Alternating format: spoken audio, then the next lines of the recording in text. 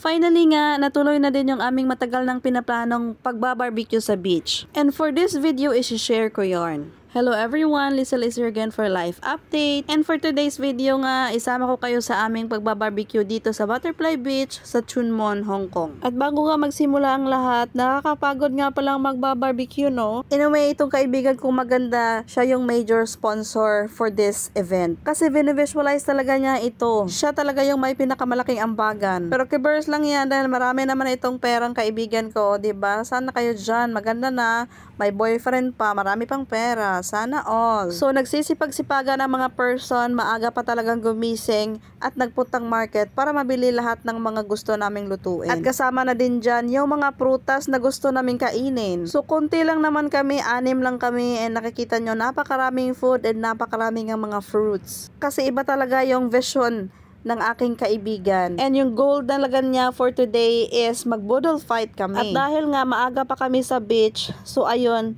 sinimulan na agad namin yung magsugba.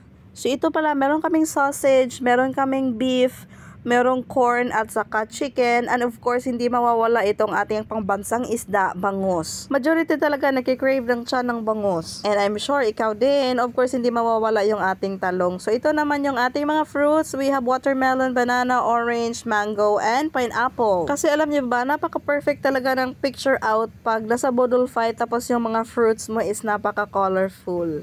And ayan na nga, tulong-tulong na din kami sa pagbabarbecue. Good thing na hindi pa masyadong mainit dahil nga medyo makulimlim dyan. So kanya-kanya kami ng duties and responsibility. And ngayon ko lang nakita tong kaibigan ko, ay napaka-pretty naman pala. So bumili din kami ng tomato and cucumber para sa sausawan. Dahil ang goal talaga natin for this video is masatisfy yung ating cravings ng Filipino food. Dahil kayo dyan sa Pilipinas, grabe na talaga kayo. Lagi kayo nagpipiknik. So kami nandito sa abroad, inggit na talaga. Inggit na sa mga pagkain na pinopost nyo sa social media.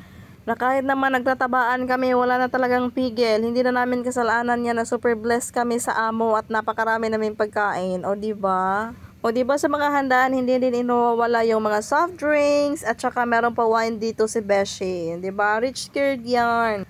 So dito pala is nagbe-message pala ito siya siguro sa boyfriend niya kasi parang kinikilig siya eh. Nagsismile siya eh. Nakikita ko yung twinkle ng kanyang mukha kahit hindi ko nakita yung kanyang mata. So trivia muna tayo. Alam niyo ba dito sa Hong Kong na free lang talaga yung barbecue space. So paunahan lang. Kaya nga maaga kaming nagpunta dito, mga 10. Maaga ba yun? Hindi na, no? Medyo medyo tanghali na. So, nagpunta kami ditong 10 and pagdating namin, muntika na talaga kaming maubusan ng table.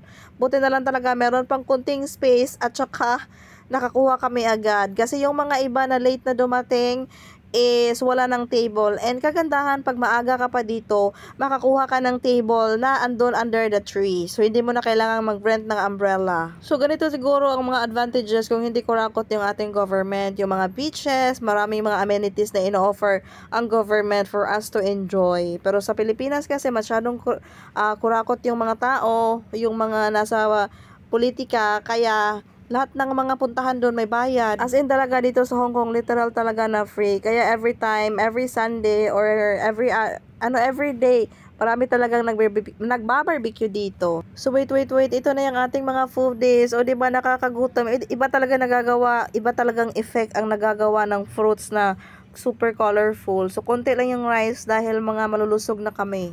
Sana napagutom ko kayo sa videong to. Para fair ba, ginutom dyan doon ako last time eh. So ayan na, iba talaga ang nagagawa pag marami. Nagtutulungan, ayan, yung isa nagsusugba, yung isa nagkakat ng mga, ano ba yan? Yung mga ginagamit para sa soy sauce. O diba, grabe ang bilis talaga and lahat gutom na. And of course, sino ba namang hindi magugutom, ang sarap ng kinakain namin. So salamat Lord!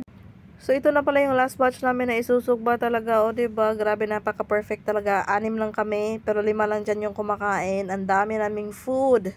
And nakikita nyo naman doon sa fruits na pinakita ko sa inyo yung table setting namin na bongga talaga, nakakagutom talaga. Grabe ito, no? Na-marinate pala ito ng kaibigan ko. And the taste is really like in the Philippines. So grabe, ito talaga yung mamimiss natin pag nandito tayo sa abroad. Merong manggaganto. Pero yung mga ginagamit kasi na mga seasoning o yung mga sauce is different from what we used to use in the Philippines. Kaya nakakatakam talaga, nakakaano talaga, nakakamiss talaga yung mga Philippine taste pag nasa abroad ka na. Marami naman dito, pwede ka namang bumili, pero it's just that hindi mo siya, like, wala kang available sa bahay kasi 'di ba? Hindi mo naman to bahay, bahay naman ng mga amo. So, yun lang. Thanks for watching.